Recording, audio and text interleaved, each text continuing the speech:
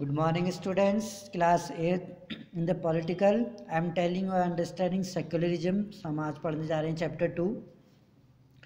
Secularism जैसा कि आप जानते हैं हमारा कंट्री जो इंडिया वो सेकुलरिज्म है, यानी कि यहाँ कोई भी धर्म बड़ा नहीं है. All religion are equal. अगर हम हिस्ट्री को देखें, history provide us with many example. History में कई सारे एग्जाम्पल्स हमें दिखते हैं जिसमें हमें डिस्क्रिमिनेशन दिखता है, यानी भेदभाव दिखता है. हिस्ट्री में हमें कई जगह पर ऐसा सुनने को मिला, exclusion and precaution on the ground of religion.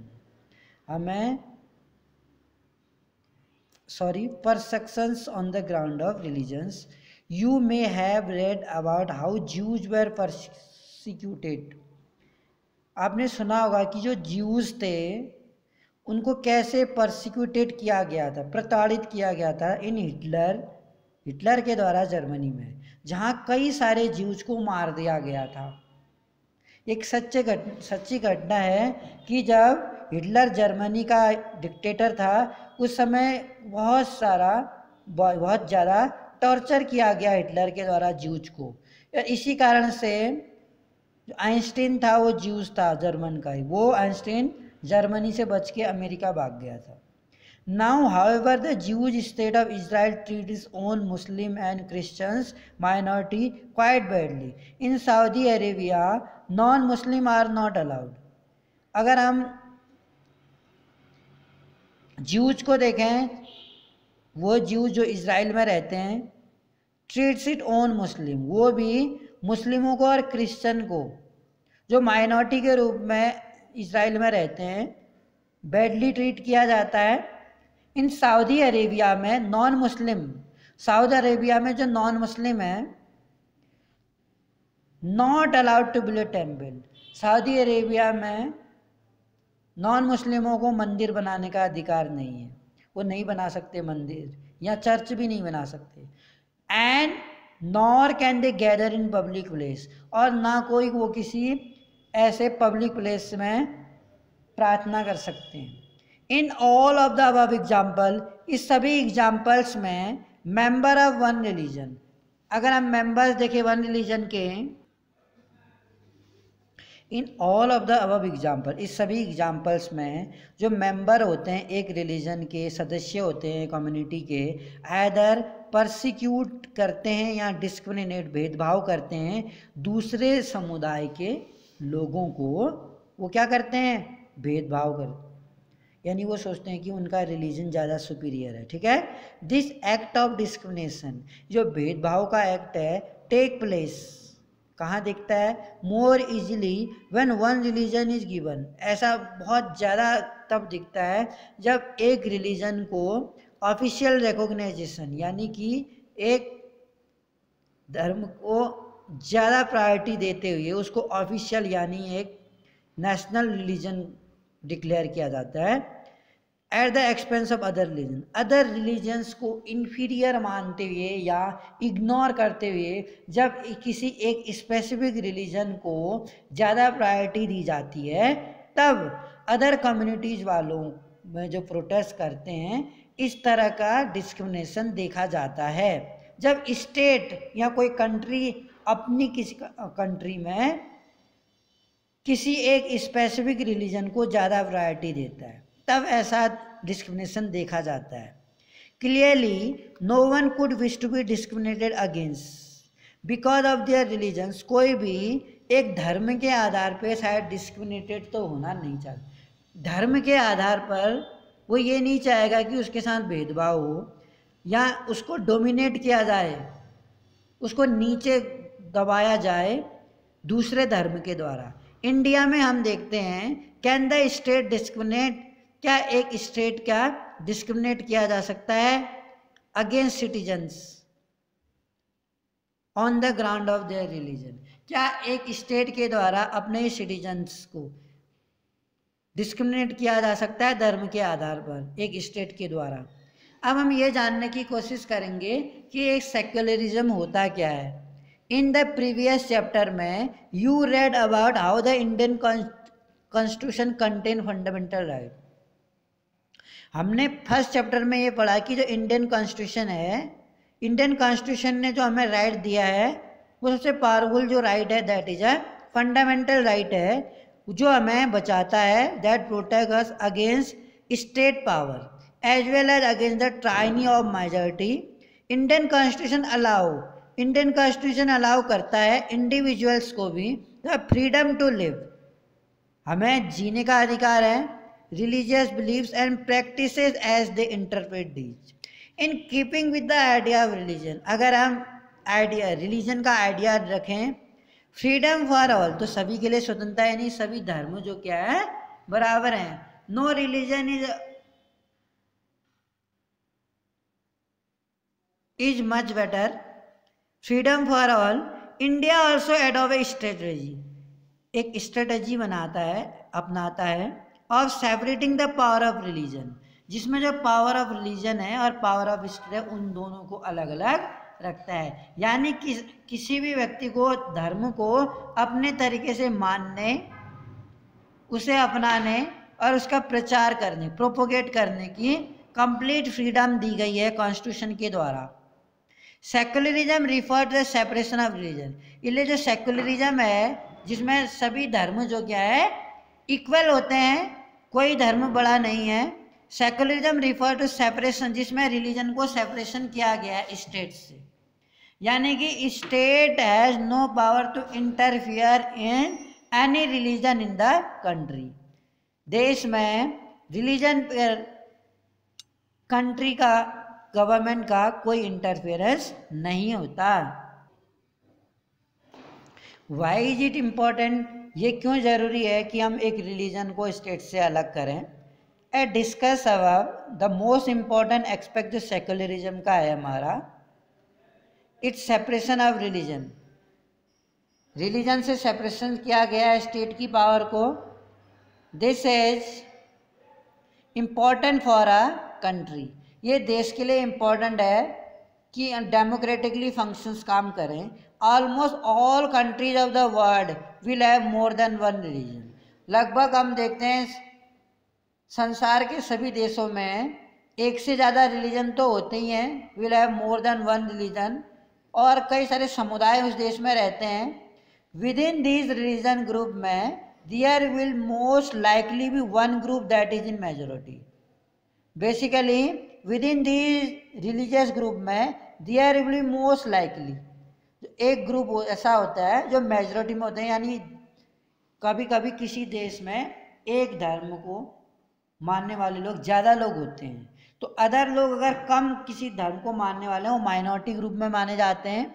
If this majority religion, यदि जो मेजॉरिटी जो है रिलीजन ग्रुप है एक्सेस स्टेट पावर में, एक्सेस इसकी पहुंच ज़्यादा है स्टेट की गवर्नमेंट में, then it could quite easily use this power, तो आसानी से वो क्या कर सकता है, इस पावर को यूज कर सकता है। And financial resources to discriminate, और जो फाइनेंशियल रिसोर्सेस हैं, जो धन संबंधी संसाधन है, उसके बेसिस पर डिस्क्रिमिनेट करने की कोशिश कर सकता है। And persecute person of other, और दूसरे धर्म के लोगों को प्रताड़ित कर सकता है, परेशान कर सकता है, भेदभाव कर सकता है दूसरे समुदाय के लोगों के साथ। The tyranny of majority could result in the discrimination, coercion and the time even the killing of religious minority, और कभी कभी रिलीजियस माइनॉरिटी के जो लोग हैं उनको मारने से भी नहीं चूकते हैं लोग। Majority could quite easily prevent minority from practicing their religion, जो मेजॉरिटी देखी जाती है could quite easily prevent, तो माइनॉरिटी लोगों को रोकता है from practicing their religion. Any form of domination based on religion is in violation of right. कभी हम देखते हैं the right that a democratic society guarantee देता है, जो ईच एंड एवरी सिटीजन को उसके धर्म को लिहाज किए बिना, यानी कि सभी धर्म के लोग चाहे वो कोई भी धर्म अपनाते हों, उनको उनके धर्म को इग्नोर करते हुए सभी लोगों को एक इक्वल राइट प्रोवाइड करता है। Therefore tyranny, majority and violation, इसी तरह से जो वायलेशंस होता है फंडामेंटल राइट्स का, then can result in one region, it is important to separate, इसीलिए वायलेशन को रोकने के लिए धर्म को अलग रखा गया है। अनदर जो रीजन्स है, this is important to separate religion from states. जो हम सेपरेट कर रहे हैं रिलीजन को स्टेट की डेमोक्रेटिक सोसाइटी से, is because we also need to protect, क्योंकि हमको एक इंडिविजुअल सिटीजन की फ्रीडम को भी प्रोटेक्ट करना है, to exit from their religion, impress जो अनदर रिलीजन को इम्प्रेस करते हैं, to have the freedom to interpret.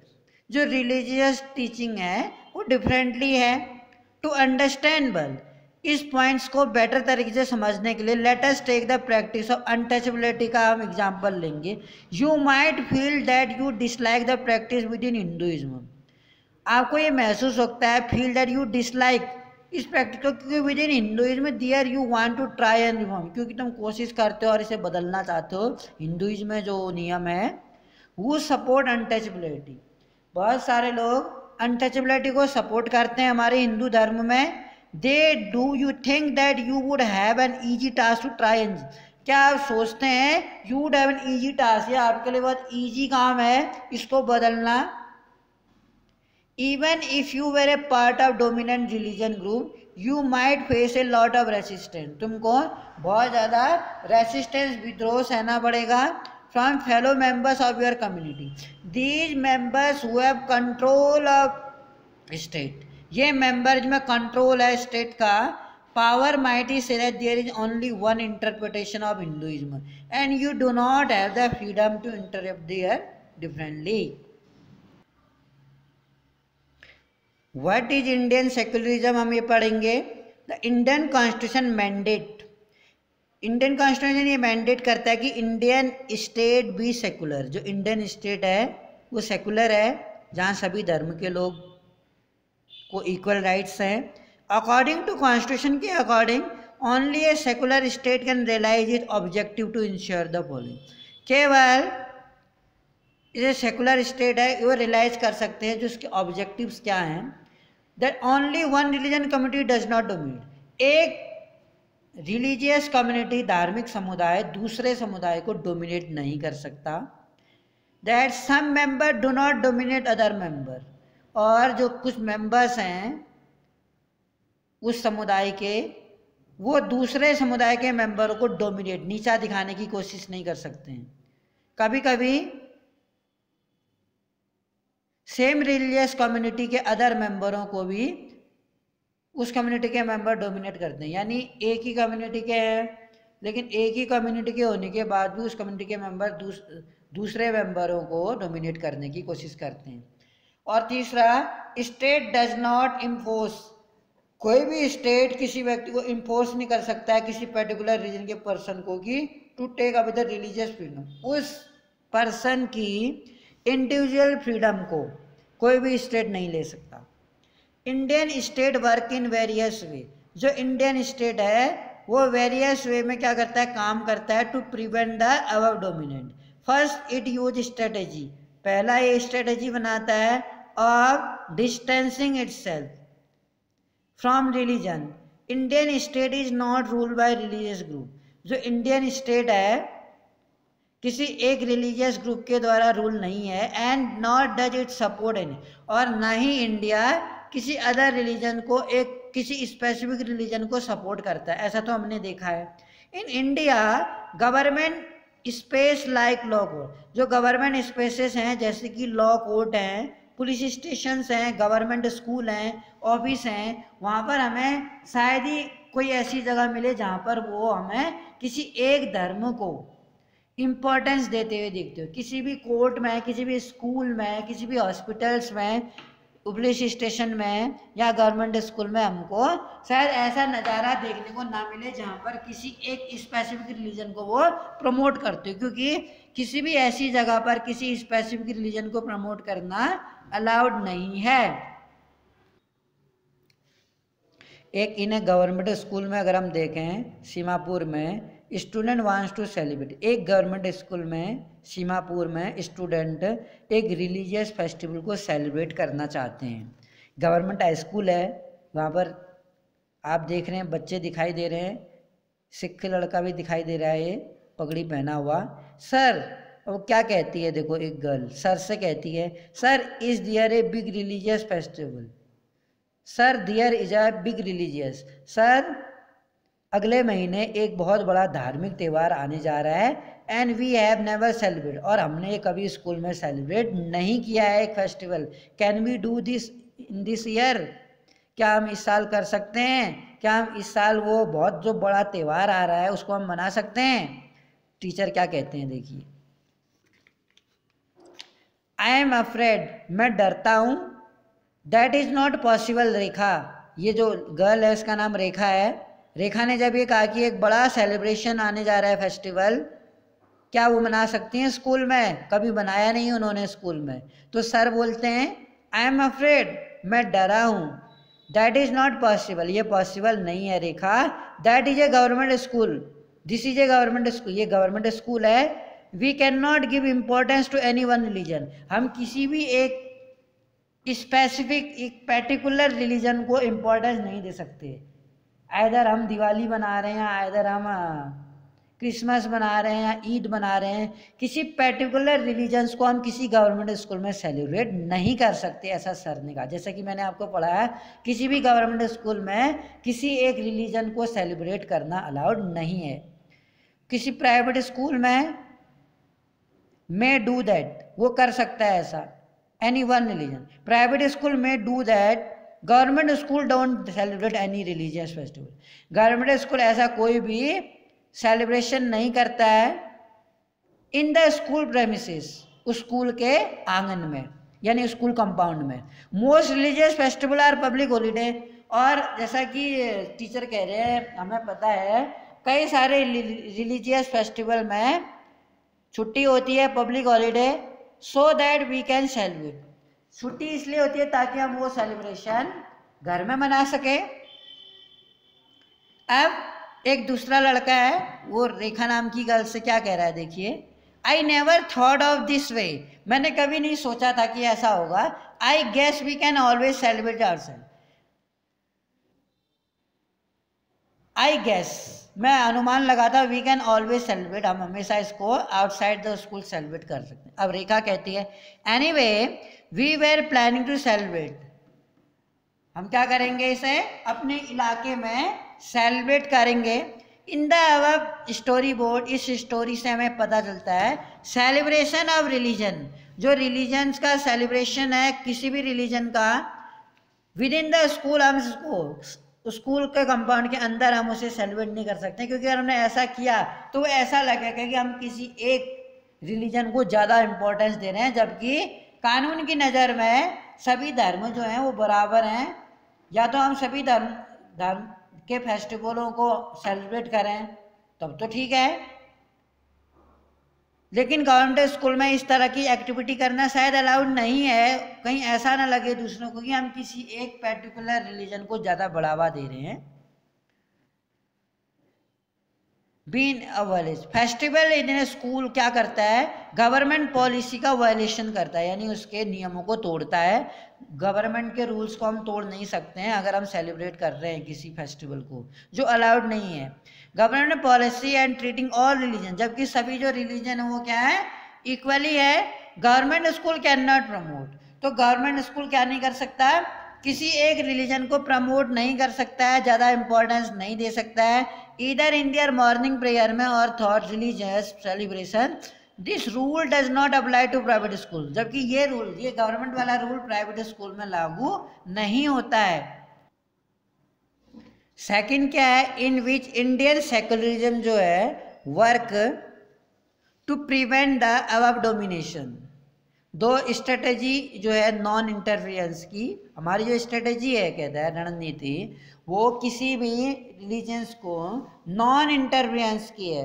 This mean that in order to respect, अगर हम सभी रिलीजन्स को रिस्पेक्ट देना चाह रहे हैं, सेंटिमेंट्स को, ऑल रिलीजन्स नॉट इंटरफेयर, जिसमें हम किसी भी एक रिलीजियस को इंटरफेयर नहीं कर सकते हैं। स्टेट में एक सर्टेन एक्सेप्शंस, स्टेट कई सारे ऐसे एक्सेप्शंस हमारे पास बहुत पर्टिकुलर रिलीजियस कम्युनिटी के लिए, जिसमें हम देखते हैं कि हमें लगता है कि किसी एक कम्युनिटी को ज़्यादा इम्पोर्टेंस दिया गया है, क्योंकि हमें लगता है कि एक कानून जो है बड़ा है, लेकिन हमें लगता है कि धर्म सबसे बड़ा है। एग्जाम्पल के तौर हम देखना चाहेंगे, government school often have student from different religion. Government school में अलग अलग रिलीजन्स के बैकग्राउंड के लोग होते हैं। ये 3 ऑब्जेक्टिव अगर हम पढ़े हैं सेकुलर स्टेट के, तो राइट सेंटेंसेस हम इसमें देखेंगे।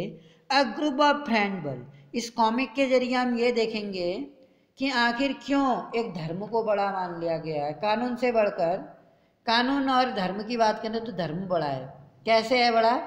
एक ग्रुप ऑफ फ्रेंड्स जो है वो रिसेंटली बॉट स्कूटर, फ्रेंड्स ने रिसेंटली हाल ही में एक स्कूटर खरीदा और आर मीटिंग, और एक साथ जाने का निश्चय किया। They both have a scooter. High, I hope you have a helmet. ये कह रहा है इसका फ्रेंड, आई होप कि आपके पास हेलमेट होगा। You know the law in Delhi, आप जानते हैं दिल्ली के नियमों के बारे में। Require that you wear one, तुम्हें एक पहनना ही पड़ेगा। Why are not you are wearing helmet, do you want to be fine. आपने वाई आर यू नॉट, आप हेलमेट क्यों नहीं पहन रहे हो, क्या आप फाइन देना चाहते हो? Do you want to be fine. Don't worry I will not be fine. अब सरदार कह रहा है फिक्र मत करो, मेरे पास हेलमेट नहीं है फिर भी मुझे फाइन नहीं होगा। अब कारण क्या है? ये सरदार है। अगर सरदार को हेलमेट पहनने लग जाए तो उसको पगड़ी निकालनी पड़ेगी, जबकि इनके धर्म में पगड़ी पहनना अलाउड है। रूल तो है हेलमेट पहनेंगे, लेकिन सिख लोग अगर हेलमेट पहनने लगे तो पगड़ी निकालनी पड़ेगी, जो इनके धर्म के अगेंस्ट है। और कल हमने पढ़ा था कि हम लोगों को अपने धर्म को मानने का, प्रचार करने का अधिकार है। हम अपने तरीके से उसका प्रचार कर सकते हैं, सेलिब्रेट कर सकते हैं। तो पगड़ी पहनना इनका कल्चर है, इनके धर्म में शामिल है। तो वरना वायलेशन होगा सिख धर्म को। हम क्या करेंगे? डोमिनेट कर रहे हैं। अगर हम उनके लिए ऐसा रूल बना रहे हैं जिसमें उनको हेलमेट पहनना है, अगर वो हेलमेट पहनेंगे तो उन्हें पगड़ी नहीं ओढ़नी पड़ेगी। ऐसे आर्मी में अगर कोई सिख पर्सन जाए तो उसे बाल काटना के लिए फोर्स नहीं किया जा सकता, क्योंकि उनके धर्म के अगेंस्ट है। तो कोई भी चीज़ जो इनके धर्म के अगेंस्ट हो वो ऐसा कानून नहीं बनाया जा सकता। इसीलिए सरदार कह रहा है कि डोंट वरी, कहता है इसे रूल पता है कि रूल्स के अकॉर्डिंग और इसके धर्म के अकॉर्डिंग, रूल्स के अकॉर्डिंग हेलमेट पहनना अनिवार्य है, लेकिन सिख आदमी को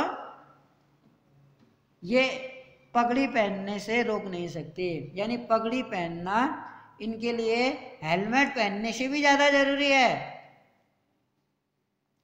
हाय Paramjeet, hey Paramjeet, why want you fine. अब वो कहता है, वो सरप्राइज हो गया उसका फ्रेंड कि यार, जब उसने कहा कि don't worry I will not B find, ये कह रहा है परमजीत है इसका नाम, सरदार है ये। परमजीत, आप ऐसा क्यों कह रहे हो कि आपको फाइन नहीं होगा? तो इसने कहा फॉर सिख लोगों के लिए वेयरिंग पगड़ी इज वेरी इंपॉर्टेंट। यानी वेयरिंग पगड़ी is more important than wearing helmet. Helmet पहनने की अपेक्षा ज़्यादा इम्पोर्टेंट उनके लिए पगड़ी पहनना है। A part of our religion the government can not force me. तो जबकि पगड़ी पहनना उनके धर्म में है, तो इसलिए गवर्नमेंट उनको हेलमेट पहनने के लिए फोर्स नहीं कर सकती। इन द अबव स्टोरी बोर्ड, अगर हम स्टोरी बोर्ड को देखें, परमजीत सिख युवा है, does not have to wear, उसको हेलमेट पहनने की जरूरत नहीं है। दिस इज बिकॉज, ऐसा इसलिए है क्योंकि इंडियन स्टेट में रिकॉग्नाइज द वियरिंग पगड़ी, सिख लोगों की पहचान है पगड़ी पहनना, टर्बन पहनना, प्रैक्टिस, और उनको इससे अलग नहीं किया जा सकता। उनको पगड़ी पहनने से रोका नहीं जा सकता। And in order not to interfere with this allow an exception in law.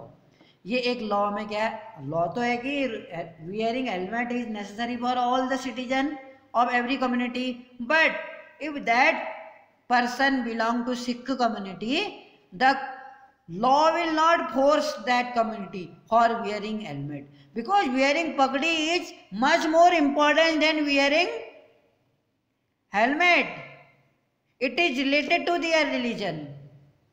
The third way in which, अगर हम बात करें इंडियन सेकुलरिज्म की, वर्क टू प्रिवेंट, क्या रोकता है हमारा सेक्युलरिज्म?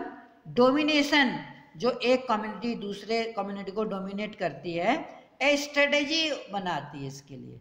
यू रेड अर्लियर, हमने पढ़ा चैप्टर में अनटचेबिलिटी के बारे में, कि जैसे हमने ये पढ़ा कि किसी भी व्यक्ति को हम होटल में खाना खाने से, पार्क में घूमने से, मंदिर में जाने से, ट्यूबवेल में पानी पीने से नहीं रोक सकते। हमने अनटचेबिलिटी क्या है? क्राइम है। राइट टू इक्वलिटी में कहता है कोई भी भाषा को बोलने वाला, किसी भी कास्ट, कलर, जेंडर का व्यक्ति कानून की नज़र में सब बराबर हैं। All are equal before the eye of law, कानून की नज़रों में सब बराबर है। There is a good example where the member of same religions dominate other member. Same religion के होने के बावजूद भी, एक ही कम्युनिटी में होने के बाद भी, रिलीजन तो सेम है लेकिन एक ही रिलीजन होने के बावजूद भी वहाँ कास्टिज्म देखते हैं। जैसे हिंदू धर्म में रिलीजन तो सेम है लेकिन कास्टिज्म के कारण हम क्या देखते हैं? अदर हिंदू जो ब्राह्मण होते हैं वो अदर उसी कम्युनिटी के, उसी रिलीजन्स के अदर मेंबरों को, जो अनटचेबल्स हैं, दलित हैं, उनको क्या करते हैं? डोमिनेट करते हैं। अपर कास्ट, मतलब एक ही रिलीजन है, हिंदू हैं दोनों, अपर कास्ट में है, लेकिन तो अपर कास्ट के ब्राह्मण लोग उसी रिलीजन के लोअर कास्ट के लोगों को डोमिनेट करने की कोशिश करते हैं, नीचा दिखाने की कोशिश करते हैं, उनको आगे नहीं बढ़ने देते हैं। इस ऑर्डर को रोकने के लिए religion based exclusion discrimination of lower caste, Indian constitution ban untouchability. हमारे इंडियन कॉन्स्टिट्यूशन ने अनटचेबिलिटी को बैन किया। जैसे पुराने हमारे बिफोर द इंडिपेंडेंस हम क्या देखते थे? जो दलित थे हमारे हिंदू रिलीजन में, दलित लोग थे, यानी जो चमड़े का काम करते थे, या जो कुम्हार लोग थे, जो लोअर कास्ट के थे, शेड्यूल कास्ट के जो लोग थे, उनको बहुत सारे राइट्स नहीं थे। जैसे ज़मीन पर उनके अधिकार नहीं थे, उनको डोमिनेट किया जाता था रिच लोगों के द्वारा, उनको ट्यूबवेल में पानी भरना अलाउड नहीं था, उनको शादी के टाइम पर घोड़े में चढ़ना अलाउड नहीं था, और ऐसा भी देखा जाता था बार बार उनके बाल नहीं काटता था, उनकी कम्युनिटी का मेंबर ही, दलित कास्ट की कम्युनिटी का मेंबर ही उनके बाल काटता था। तो इस तरह के अनटचेबिलिटी को रोकने के लिए आर्टिकल 17 में अनटचेबिलिटी को बैन किया गया है। Indian constitution ban untouchability in the instant state is intervening in religion in order to end social practice that it believe discriminate and exclude and the violate the fundamental rights of lower caste। तो जो fundamental rights हैं lower caste के, who are the citizen of country, जो fundamental rights upper caste के लोगों को भी मिला है। जैसे अपर कास्ट के लोग राइट टू स्पीच है, उन्हें right to travel in any part of India है, राइट टू सेटल एनीवेयर, कहीं भी घर बना सकते हैं, कहीं भी मूवमेंट कर सकते हैं, किसी भी होटल में खा सकते हैं, किसी भी पार्क में घूम सकते हैं, किसी भी सिनेमा हॉल में मूवी देख सकते हैं, मंदिर में जा सकते हैं। दलित लोगों को हमारे उस टाइम पर आज़ादी से पहले मंदिर जाना अलाउ नहीं था। आज भी बहुत सारे मंदिर ऐसे हैं जहाँ दलितों को नहीं जाने दिया जाता, जहाँ उन्हें दूर बिठाया जाता है, जहाँ ट्यूबवेल से उन्हें पानी नहीं भरने दिया जाता। तो इस तरह के जो रिवाज कस्टम्स सोसाइटी में है उसको दूर किया जाना चाहिए। Ensure law relating equal inheritance rights are respected. तो इनके जो राइट्स हैं, अनटचेबल्स लोगों के राइट्स हैं, उनको प्रिजर्व किया जाए। स्टेट में have to intervene in religion based personal law of community. Interventions की अगर हम बात करें, state can also be in the form of support. जो स्टेट है वो in the form of support मान सकते हैं। Indian constitution grant, Indian constitution क्या ग्रांट करता है? Right to religion. हमें धर्म का अधिकार है, हमको किसी भी धर्म को अपनाने की, उसको त्यौहार सेलिब्रेशन मनाने की और उसका प्रचार प्रोपोगेट करने की पूरी आज़ादी है। पर किसी भी एजुकेशनल इंस्टीट्यूशन में धर्म की एजुकेशन नहीं दी जाएगी। हमें अपने कल्चर को बचाने के लिए हम अपने धर्म का प्रचार कर सकते हैं, लेकिन फोर्स नहीं कर सकते हैं कि आपको वो रिलीजन अपनाना है। हाँ, अब हम अपनी मर्जी से अपने धर्म को छोड़ भी सकते हैं और दूसरे धर्म को अपना भी सकते हैं। इसमें state will not interfere in our decision. Intervention of state can also be in forms. Indian constitution grant देता है कि राइट टू रिलीजियस कम्युनिटी, यानी कि हमें अपने धार्मिक समुदाय को बनाने का अधिकार है। हम अपने स्कूल्स बना सकते हैं, जैसे मोहम्मडन्स लोगों के स्कूल होते हैं, मदरसा होते हैं, ऐसे ही जैन धर्मों के होते हैं, हिंदू में हम देखते हैं बहुत सारे कॉलेजेज हैं। And it also give the financial, और इसके साथ साथ ना केवल हमें ये राइट्स है कि हम अपने रिलीजन से रिलेटेड, कास्टिज्म से रिलेटेड स्कूल बना सकते हैं, कॉलेजेस, बल्कि उसको खोलने के लिए, उसको इस्टेब्लिश करने के लिए गवर्नमेंट हमको क्या करेगी, फाइनेंशियल एड यानी फाइनेंशियल मदद भी करेगी, नॉन प्रोफेशनल बेसिस के आधार पे, कोई प्रोफेशनल के आधार पे नहीं। आखिर अब हम देखें व्हाट वे, आखिर ऐसे कौन से तरीके हैं। इंडियन जो सेकुलरिज्म है डिफरेंट फ्रॉम दैट, वो डेमोक्रेटिक कंट्री में एक डिफरेंट माना जाता है। सम ऑफ द ऑब्जेक्टिव्स, जो उद्देश्य हैं, similar to those that have been included in constitution of secular democratic countries in other part of world. For example the first amendment of US, जो US का फर्स्ट अमेंडमेंट था, constitution provide, जो हमारा constitution है वो क्या करता है, प्रोविड करता है लेजिस्लेटर को फॉर मेकिंग लॉ, लॉ बनाने के लिए। Respecting and establishing of religion, जो क्या करता है, एक रिलीजन को रिस्पेक्ट देता है। यूएस में भी अगर हम देखते हैं पहला अमेंडमेंट हुआ था कॉन्स्टिट्यूशन में, वो क्या प्रोविड करता है, किस चीज़ को रोकता है, द लेजिस्लेटर फ्रॉम मेकिंग, ऐसा कानून बनाने से। रिस्पेक्टिंग एंड इस्टेब्लिशमेंट, वो क्या करता है, रिस्पेक्टिंग देता है, इस्टेब्लिशिंग वन रिलीजन और that provided free exercise of religion.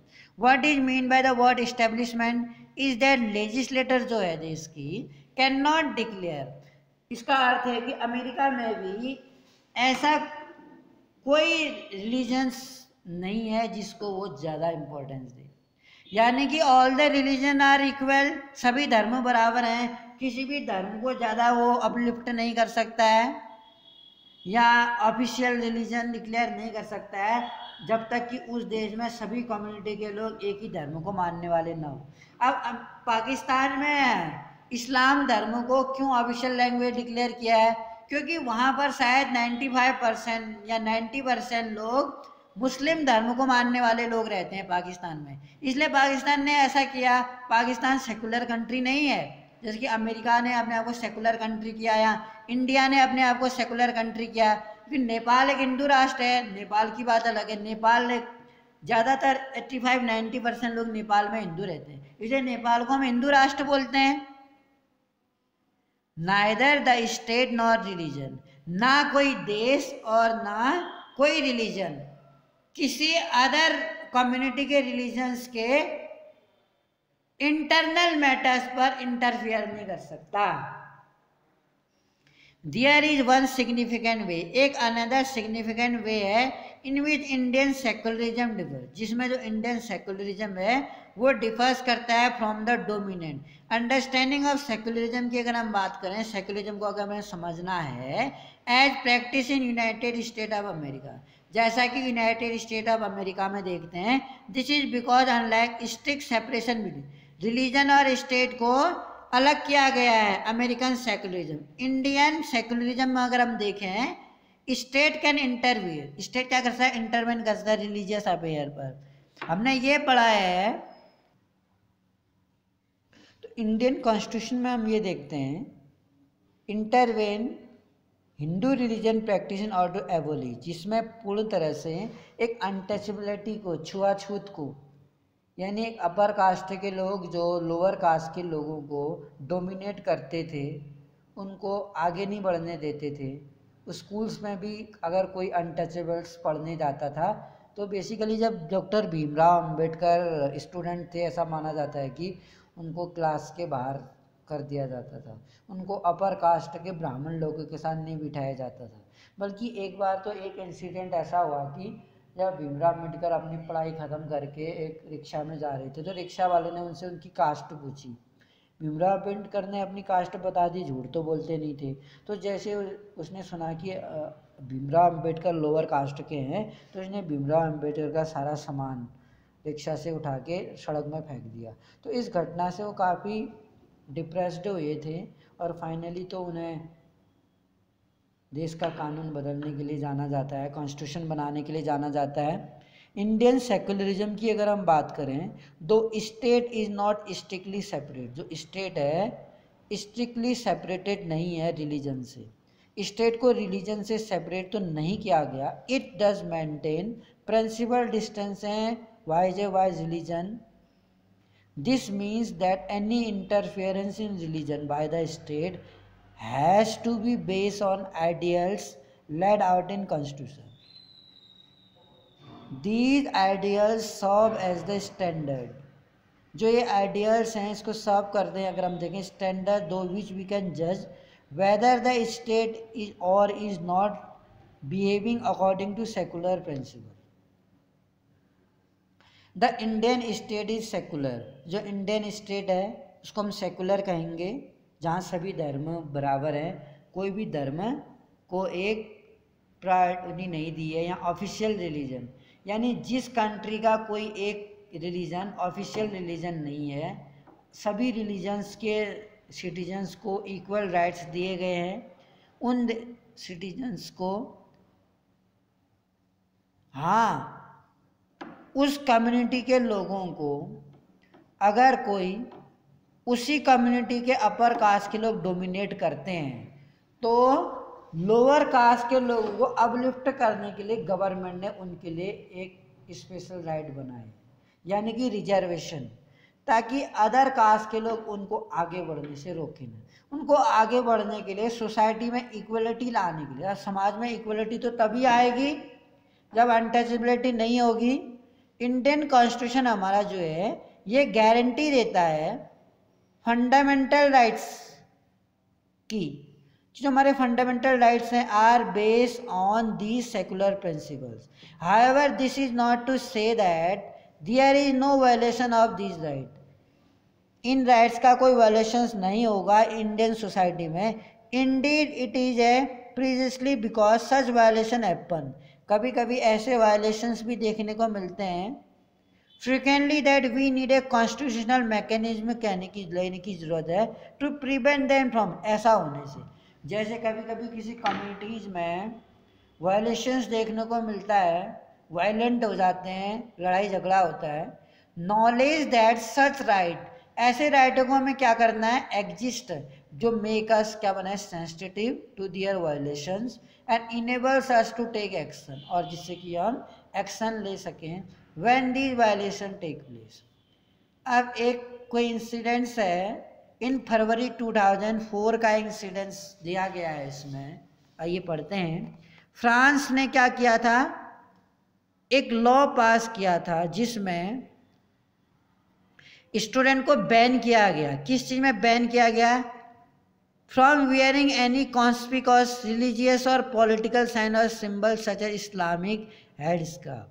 कोई भी इस तरह का धार्मिक कोई टोपी या स्कार्फ या कोई पॉलिटिकल साइन लगा हुआ टोपी, जैसे इस्लाम में हेड का स्कार्फ पहनते हैं, सर पे एक स्कार्फ पहनते हैं, या कोई भी जो इनके धर्म से रिलेटेड हो, किसी के टोपी स्कार्फ या कुछ ऐसा पॉलिटिकल हुए, ऐसा पहनने में फ्रांस ने एक नियम पास किया था कि फ्रांस के स्टूडेंट ऐसा नहीं पहनेंगे।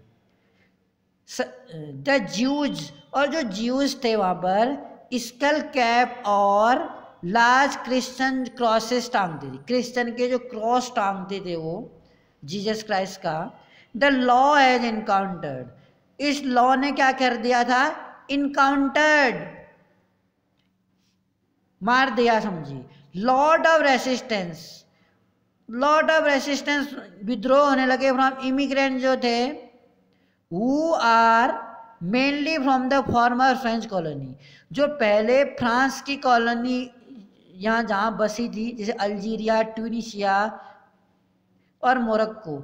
इन देशों से जो माइग्रेंट लोग थे, इमिग्रेंट प्रवासी थे फ्रांस में, उन लोगों ने काफ़ी रेसिस्टेंस किया, इसका विरोध किया। इन 1960 के आते आते France had face a shortage of worker, अब इतना ज़्यादा रेसिस्टेंस होने लगा कि ऐसा क्या नियम था कि कोई भी स्टूडेंट अपने रिलीजन्स को बढ़ावा देने के लिए या अपने रिलीजन्स का मानते हुए कोई ऐसा कपड़ा या कोई ऐसी कैप या ऐसा स्कार्फ नहीं पहन सकता। तो वहाँ पर जो बाहर देशों के प्रवासी आए थे उन लोगों ने काफ़ी रेसिस्टेंस किया। Therefore had provided visa for this immigrant. उन्होंने क्या किया, तो वहाँ पर जब वर्कर्स की शॉर्टेज फेस करने लगे, वो हैड प्रोवाइडेड, उन्होंने क्या किया, एक वीज़ा, दूसरे देशों में जाने के लिए वीज़ा होता है, वीज़ा प्रोवाइड किया फॉर दिस इमिग्रेंट के लिए कि to come and work in the country. अब इतनी शॉर्टेज हो गई उनके देश में, अब हो सकता है उन लोगों ने काम करने से मना कर दिया हो फ्रांस में कि अब ऐसा रूल है तो हम यहाँ काम नहीं करेंगे। और नतीजा क्या हुआ, फ्रांस में जैसे बहुत सारे लेबर्स होंगे, यहाँ शॉपकीपर में काम करते होंगे या मॉल्स में काम करते होंगे, उन लोगों ने वहाँ पर काम करने से मना कर दिया ऐसा रूल बनाने के बाद। तो फ्रांस ने वहाँ पर वीज़ा, जो उस देश में आने के लिए एक एंट्री होती है, वो वीज़ा इमिग्रेंट्स की जो प्रोसीजर है वो सभी देश के नागरिकों को देना स्टार्ट कर दिया, ईजी बना दिया। The daughter of this immigrant, जो इमिग्रेंट लोगों की डॉटर थी, इनकी बेटियां थी जो बाहर ये ट्यूनिशिया, मोरक्को या अल्जीरिया इन देशों से आए हुए लोगों की बच्चियां, बेटियां जो थी, वो क्या करती थी, इमिग्रेंट अक्सर हेड स्कार्फ पहनती थी जैसे मुस्लिम लोग पहनते हैं जब वो स्कूल में आती थी। अब उनके धर्म के अगेंस्ट ये बातें करती गई थी फ्रांस में रूल बनने के कारण। अब यहाँ पर समझ में ये बात नहीं आती कि एक स्कार्फ पहनने में एक वहाँ के प्रशासन को, एडमिनिस्ट्रेशन को न जाने क्या प्रॉब्लम्स थी। However with the passing of the new law, हालांकि जो न्यू लॉ था पास हुआ था, दे हैव बीन एक्सपेल, वो एक्सपेल कर दिया गया from their school for wearing headscarf. Headscarf में जो पहनते थे, दे हैव बीन एक्सपेल, उनको बाहर कर दिया जाता था फ्रॉम द स्कूल। जो हेड स्कार्फ पहन के आती थी, जो गर्ल्स वहाँ पर इमिग्रेंट लोगों की जो बेटियां थी जो स्कार्फ पहन के स्कूल आती थी, जब वो जाती उनकी स्कूल, तो उनको स्कूल से बाहर कर दिया जाता था। तो इस चैप्टर में हमने ये पढ़ा बेटा कि सेक्युलरिज्म में हमने ये देखा, जो इस कंट्री में अलग अलग कम्युनिटी को रहने वाले लोग रहते हैं, अलग अलग रिलीजन्स को मानते हैं, अलग अलग लैंग्वेज को बोलते हैं, तो अलग अलग जगहों में रहते हैं, अलग अलग कल्चर है उनका। तो बहुत ज़्यादा डाइवर्सिटी होने के बावजूद भी यूनिटी होने के लिए इंडिया में कोई भी लैंग्वेज को एक ऑफिशियल लैंग्वेज नहीं डिक्लेयर किया गया आज तक। ऑफिशियल लैंग्वेज मतलब इंडिया की कोई भी नेशनल लैंग्वेज नहीं है। हिंदी कहेंगे तो आप, मुझे नहीं लगता वो सही आंसर है। इंडिया की कोई भी नेशनल लैंग्वेज नहीं है, बल्कि ऑफिशियल लैंग्वेज है। ताकि अगर मान लो वो हिंदी लैंग्वेज को नेशनल लैंग्वेज डिक्लेयर करते, तो साउथ इंडिया में जहाँ अलग अलग भाषाओं को बोलने वाले लोग रहते हैं, आपको नहीं लगता क्या कर दिया जाता, विरोध कर दिया। और ऐसा हुआ भी था आफ्टर द इंडिपेंडेंस, जब ये बात चल रही थी कि कौन सी लैंग्वेज को नेशनल लैंग्वेज डिक्लेयर कर दिया जाए या कौन से रिलीजन को ऑफिशियल लैंग्वेज डिक्लेयर कर दिया जाए, तो अगर वो हिंदू रिलीजन को ऑफिशियल करते और हिंदी लैंग्वेज को ऑफिशियल करते, तो जो नॉन हिंदी स्पीकिंग स्टेट हैं, आपको नहीं लगता उन लोगों के मन में नेशनलिटी की भावना कम हो जाती, राष्ट्रवाद की भावना कम हो जाती, देश प्रेम की भावना कम हो जाती कि क्यों आखिर हिंदी को ही नेशनल लैंग्वेज डिक्लेयर करें हम, कि नॉर्थ इंडिया के लोग हिंदी बोलते हैं। कुछ स्टेटों को छोड़ के अगर हम साउथ में जाए तो people don't understand the Hindi तो लोग समझते नहीं हैं। अगर हम केरल में देखें, वहाँ लोग मलयालम बोलते हैं, आंध्र प्रदेश में तेलुगु बोलते हैं, कर्नाटक में कन्नड़ बोलते हैं, तमिलनाडु में तमिल बोलते हैं, गुजरात में गुजराती। इट मीन्स हमारे इंडियन कॉन्स्टिट्यूशन में अगर हम देखें एटलीस्ट 22 लैंग्वेजेज ऐसी हैं जो इंडियन कॉन्स्टिट्यूशन में स्वीकार है। यानी कि 22 लैंग्वेजेज में आपको इंडिया में लिटरेचर मिल जाएगा, कविताएं छपती हैं, फिल्में बनती हैं उनमें। इट मीन्स सभी धर्मों के लोगों को एक इक्वल इम्पोर्टेंस दिया गया है, जो कि काफ़ी अच्छी बात है। और कानून धर्म से बड़ा नहीं है, क्योंकि धर्म में एक आ गया है रिलीजन में कि हम लोगों को किसी भी धर्म को अपनाने की, प्रचार करने की, सेलिब्रेट करने की पूरी आज़ादी है। और अगर कोई कानून हमारे धर्म के रास्ते में आता है, जैसे कि वो सिख पर्सन्स को हेलमेट पहनने के लिए फोर्स नहीं कर सकता हमारा कानून, क्योंकि सिख कम्युनिटी में पगड़ी पहनना हेलमेट पहनने से भी ज़्यादा इम्पोर्टेंट है, तब हमारा कानून उनको फोर्स नहीं कर सकता।